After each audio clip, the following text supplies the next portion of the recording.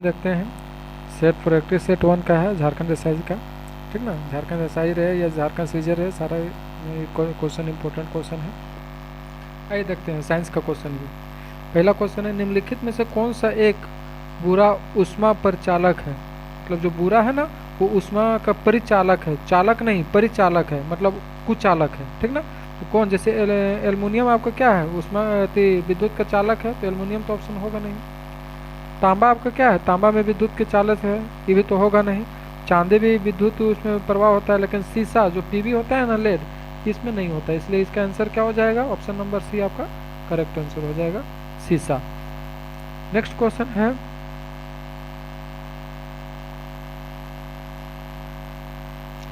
ये देखते हैं अगला क्वेश्चन है, 32 नंबर क्वेश्चन है, प्राकृतिक में सबसे सशक्त बल कौन है। तो सबसे सशक्त बल कौन है, तो ये है नाभिकीय बल सबसे सशक्त बल होता है, ऑप्शन नंबर सी। तो ऑप्शन नंबर सी नाभिकीय बल सबसे सशक्त बल होता है। क्यों? क्योंकि इसमें कितना होता है, 4 प्रकार के बल जो होता है ना, तो गुरुत्वीय बल या नाभिकीय बल, विद्युत बल या दुर्लभ नाभिकीय बल, इनमें से सबसे ज़्यादा किन है, नाभिकीय बल को ही सबसे सशक्त बल माना जाता है। ठीक ना, गुरुत्वीय बल सबसे दुर्लभ बल है, जो गुरुत्वीय बल है ना ये सबसे कमजोर बल होता है, दुर्लभ बल होता है, दुर्लभ। तो सशक्त बल कौन है, ऑप्शन नंबर सी आपका करेक्ट आंसर है। नेक्स्ट क्वेश्चन है, प्रकाश को सूर्य से पृथ्वी तक पहुंचने में कितना समय लगता है। देखिए प्रकाश को सूर्य से पृथ्वी तक पहुंचने में कितना, 8 मिनट 20 सेकंड लगता है। ठीक ना, तो इसको आंसर याद रखिएगा, 8 मिनट 20 सेकंड। ये VVI क्वेश्चन है, जो पृथ्वी जैसे सूर्य उगता है ना प्रकाश, तो वहाँ से जब उसका प्रकाश जो हम लोग तक पहुँचने में कितना समय लगता है, 8 मिनट 20 सेकंड लगता है, 20 सेकंड, 8 मिनट 20 सेकंड। ठीक ना, ये VVI क्वेश्चन है, इंपॉर्टेंट क्वेश्चन, बहुत सारा एग्जाम में क्वेश्चन पूछा हुआ है। अगला क्वेश्चन है, पराश्रव तरंग की आवृत्ति होती है, कितना होती है पराश्रव तरंग की आवृत्ति, तो ये कितना होती है, ये 20,000 किलो हर्ट्ज से ऊपर होती है, 20 के HZ से ऊपर होती है। ठीक ना, जो मानव और मानव की सुनने की क्षमता कितना है, मानव की सुनने की क्षमता है 20 हर्ट्ज से लेकर कितना आपका 20,000 हर्ट्ज तक, 20,000 हर्ट्ज तक इतना आवाज़ रहेगा तो मानव अपना काम से सुन सकता है। इसी को जो 20,000 हर्ट्ज है ना, इसी को हम लोग क्या बोलते हैं, 20 kWh बोलते हैं, 20,000 किलो वाट तक। ठीक ना, मानो इसका मतलब हम लोग सुन सकते हैं कोई भी आवाज़ को। अगला क्वेश्चन है, 18 नंबर क्वेश्चन है, किलोग्राम द्रव्यमान की कोई वस्तु 6 मीटर प्रति सेकंड के वेग से गति कर रही है, तो इसका संवेग क्या होगा। तो संवेग क्या होगा, मोमेंटम बराबर क्या होता है, मोमेंटम बराबर होता है P बराबर mv होता है, P होता है ना, P बराबर mv। तो m हमको मास दिया हुआ है, मास कितना दिया हुआ है, 18 दिया हुआ है, और वेलोसिटी कितना दिया है, 6। तो 18 को 6 से गुना कर दीजिए, जो आएगा आंसर 18 6 कितना होता है, 78 से, तो 108 आपका क्या हो जाएगा, आंसर हो जाए। तो 108 किस में है, ये नंबर ऑप्शन आपका करेक्ट हो जाएगा। ठीक ना, नेक्स्ट क्वेश्चन, मानव शरीर का प्रतिरोध लगभग कितना होता है। तो मानव शरीर का प्रतिरोध कितना होता है, 10 के पावर 3 ओम हर्ट्ज होता है। ठीक ना, ओम होता है, 10 के पावर 3 ओम होता है। ठीक ना, मानव शरीर का प्रतिरोध लगभग 10 के पावर 3 ओम होता है। अब प्रतिरोध का एसआई मात्रक पूछता है, प्रतिरोध का एसआई मात्रक क्या होता है, प्रतिरोध का एसआई मात्रक होता है ओम, इसको याद रखिएगा, ये भी VVI क्वेश्चन है, प्रतिरोध का एसआई मात्रक ओम हो गया। ठीक ना, नेक्स्ट क्वेश्चन, जल विद्युत पावर स्टेशन में ऊर्जा का परम स्रोत कहाँ है। तो कहाँ होता है, ये गतिज ऊर्जा पे होता है। ठीक ना, गतिज ऊर्जा, और ऊर्जा का एसआई मात्रक क्या होता है, ऊर्जा का एसआई मात्रक होता है जूल। ठीक है, इसको भी याद रखेंगे, जूल। कोई भी रहे जिसका एनर्जी जहाँ पे रहेगा, कोई भी एनर्जी रहे उसका एसआई मात्रक होता है जूल। अगला क्वेश्चन है, किसी तत्व के परमाणु का द्रव्यमान क्रमांक 17 है। मान लीजिए कोई 17 नंबर पे कोई उसका है, तो उसका द्रव्यमान संख्या 36 है, उसका न्यूक्लियर न्यूट्रॉन की संख्या क्या होगी, तो कितना होगी। तो हम लोग कर सकते हैं, परमाणु द्रव्यमान निकालने के न्यूट्रॉन संख्या निकालने का एक फॉर्मूला होता है, निकालने का फॉर्मूला क्या होता है, द्रव्यमान संख्या माइनस परमाणु संख्या होता है। तो द्रव्यमान संख्या हम लोग को कितना दिया हुआ है, द्रव्यमान संख्या हम लोग को दिया हुआ है 36, और परमाणु क्रमांक कितना दिया है 17। तो 17 में 36 गया तो कितना बचेगा 19। 19 है ऑप्शन, ऑप्शन नंबर बी आपका क्या हो जाएगा, करेक्ट आंसर हो जाएगा ऑप्शन नंबर बी। अगला क्वेश्चन देखिए, स्वर्ण की शुद्धता कैरेट की वैसे की जाती है, स्वर्ण का शुद्ध रूप कितना होता है, तो 24 कैरेट होता है, तो सब कोई जानता है 24 कैरेट होता है। लेकिन और सोना के बारे में और बताते हैं, कैरेट शुद्ध की 24 कैरेट के सोना जो होता है वो शुद्ध होता है, और शुद्ध सोने के उपयोग में आभूषण बनाना मुश्किल होता है। देखिए सोना के कोई भी है ना, कोई भी जैसे हम लोग बनाते हैं, जैसे कनबाली वगैरह हो गया या अंगूठी वगैरह हो गया, ये सब में सीधा अगर सोना मिलाएंगे तो हम लोग को नहीं बनेगा। क्यों, क्योंकि सोना को जैसे हीट होता है तो क्या होता है, सोना लंबा हो जाता है, गर्म होने पे क्या होता है वो और पतला होता है। तो इसके लिए हम लोग क्या करते हैं, उसमें कुछ हम लोग धातु मिला जैसे देते हैं, जैसे तांबा हो गया, जितना सोना रहेगा उसका थोड़ा सा मात्रा में हम लोग क्या किए, धातु मिला दिए, तांबा मिला दिए, तो उसके बाद कनवाली बनाते हैं। तो मिक्स होता है, कनवाली जो बना हुआ रहता है, सोना का कोई भी परत बना हुआ रहता है, तो तांबा और सोना दोनों मिलके बनता है, ठीक ना। अगला क्वेश्चन है, उत्कृष्ट धातु को घोलने के लिए निम्नलिखित में से किसका प्रयोग करते हैं। तो उत्कृष्ट धातु को घोलने के लिए किसका प्रयोग करते हैं, तो एक्वा रेजिया का प्रयोग करते हैं। एक्वा रेजिया, एक्वा रेजिया का रेशियो कितना होता है, 3:1 होता है, ठीक ना। 3:1 जब मिलाते हैं, और एक चीज़ याद रखिएगा, जब एक्वा रेजिया कोई चीज़ सोना को भी गला देता है, ठीक ना। सोना का अगर रहेगा सोना, तो उसको भी अगर हम लोग डालेंगे 3:1 में एक्वा रेजिया के साथ, तो क्या हो गया, सोना भी पिघल जाता है।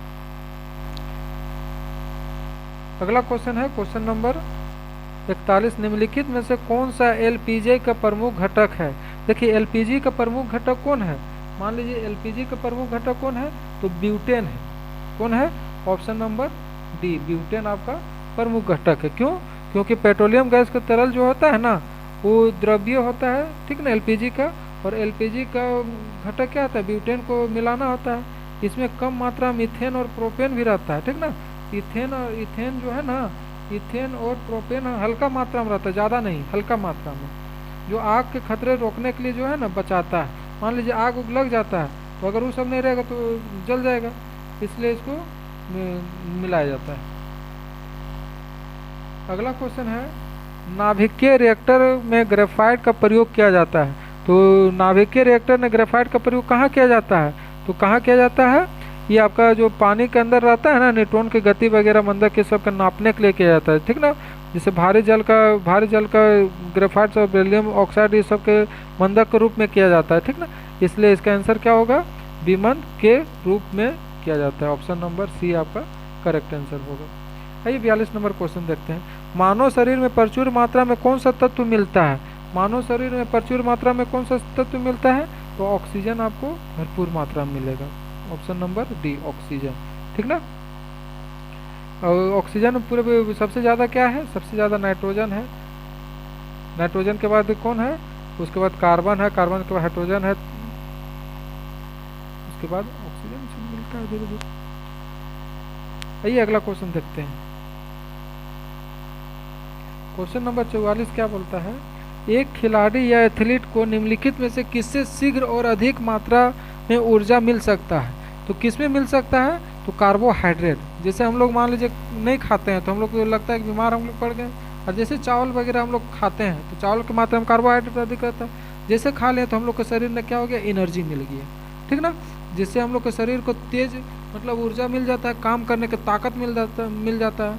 इसलिए हम लोग के भरपूर मात्रा में कार्बोहाइड्रेट की आवश्यकता है। क्यों, क्योंकि उससे हम लोग एनर्जी, मान लीजिए कोई खिलाड़ी है खेल रहा है, तो खेलते खेलते थक गया, तो थक जाता है तो उसको क्या करते हैं, उसको ग्लूकोज डी पिया देते हैं, तो उसमें भी कार्बोहाइड्रेट की मात्रा ज़्यादा होता है, उससे उसको ऊर्जा मिलता है। और ग्लूकोज का फॉर्मूला क्या होता है, 6,6H12 और O6 होता है ना, इसकी मात्रा में मिला देते हैं। अगला क्वेश्चन है, निम्नलिखित में से कौन सा सही मेल है। तो कौन सा सही मेल है, तो कौन सा सही मेल है, तो आइए देखते हैं। किरीट आघात संवहन तंत्र, ये तो नहीं है, गलत है ये आंसर, ये गलत हो गया। एथीरोक्सिया धमनी का उद्भव रूप हो जाता है, हाँ ये सही है आपका, बी नंबर ऑप्शन आपका सही है, ठीक ना। ये तो हाइपोटेंशन, दिल का दौरा, ये तो गलत है, ये भी गलत है, ठीक है। निम्नलिखित में से अगला क्वेश्चन है, निम्नलिखित में से किन कोशिकाओं से इंसुलिन का रिसाव होता है? तो कौन सा कोशिकाओं से इंसुलिन का रिसाव होता है? तो देखिए, अल्फा कोशिका नहीं, अल्फा कोशिका नहीं होता है, बीटा कोशिका से होता है जी। बीटा कोशिका इंसुलिन का हार्मोन है जिसका उत्पादन कहाँ होता है? अग्नाशय में होता है, ठीक ना। और ये बीटा कोशिका द्वारा होता है। ये गामा कोशिका नहीं होगा, तंत्रिका कोशिका नहीं होगा। आइए क्वेश्चन देखिए, निम्न 3 R में से किसको परिवर्तन के अनुकूल माना जाता है? तो जो 3 R होता है, तो 3 R में जो R का जो होता है उसमें किसको परिवर्तन का दर माना जाता है? तो किसको R में किसको परिवर्तन का अनुकूल माना जाता है? तो जो ऑप्शन नंबर क्या होता है? रिड्यूस कम करे, रिसीव पुनः प्रयोग करे, और रिसाइकल पुनः चक्रण करे, ये होता है ऑप्शन नंबर डी, ठीक ना। देखिए, रिड्यूस कम करे, रिवेल्डिंग, ये तो होगा नहीं, ठीक ना, क्योंकि यहाँ पे रिबिल्ड है, फिर से बनाया नहीं जा सकता। रैंडम, रैंडम तो होगा नहीं, चलो ये भी खत्म। रीड, पढ़ना तो आर से ही होगा, इसलिए ऑप्शन नंबर क्या है? डी आपका करेक्ट ऑप्शन है। रिड्यूस मतलब कम करना, उसको फिर से बनाना, ठीक ना, पुनः प्रयोग करे और उसको फिर से बनाए, ठीक। अगला क्वेश्चन है,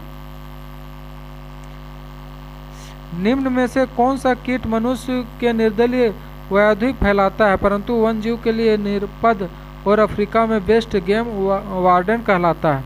तो कौन से कहलाता है? तो ये कहलाता है, चलिए देखते हैं, मधुमक्खी नहीं, मधुमक्खी नहीं कहलाता है। मच्छर, मच्छर भी नहीं कहलाता है। तो कौन कहलाता है? आपका सीसी मक्खी कहलाता है। कौन कहलाता है? सीसी मक्खी, ठीक ना। तो ये क्योंकि सीसी मक्खी, ऑप्शन नंबर सी आपका करेक्ट हो जाएगा। अगला क्वेश्चन है, त्वचा पर बल होता है, त्वचा पर बल होता है तो क्यों होता है त्वचा पर बल? तो त्वचा पर बल मुख्यतः चमड़ी जो होती है ना उस कारण होता है, मृत कोशिका से बने होते हैं इसलिए उसमें होता है।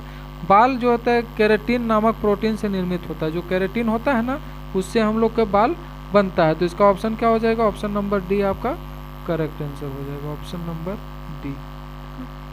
अगला क्वेश्चन है, समुद्र खरपतवार में निम्नलिखित में से मुख्यतः क्या पाई जाती है?